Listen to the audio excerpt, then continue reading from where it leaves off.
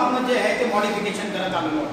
म्हणजे वकिलांनी निव्वळ कोर्टापुरतं मर्यादित न राहता ज्या ज्या वेळेस देशाला गरज पडेल त्या त्या वेळेस देशासाठी कार्यकर्तृत्वासाठी पुढे आलं पाहिजे.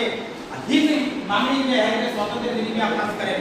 आणि खरोखरच मार्गदर्शक जर कोणी असेल, देशाचा थिंक टँक जर कोणी असेल तो वकील आहे. आणि न्यायव्यवस्था जी आहे ती त्या त्या वेळेस कित्येक न्यायाधीश होते, न्यायमूर्ती रानडे जे स्वातंत्र्याच्या मध्ये असून विरोधांच्या विरोधामध्ये सरकारच्या विरोधामध्ये त्यांनी न्याय निर्णय दिले. आणि देशभक्तांना जी देशभक्तीची जी मिसाल होती त्यांना जे शहीद होतो प्राप्त होणार होतं ते वाचवण्याचं काम जे आहे तर त्यावेळेस वकिलांनी केलेलं आहे. न्यायाधीशांनी त्यावेळेस फार मोठा करारी बाणा दाखवून सरकारच्या अगेन्स्टमध्येही ऑर्डर केल्या जाऊ शकतात, सरकारला हलवलं जाऊ शकते.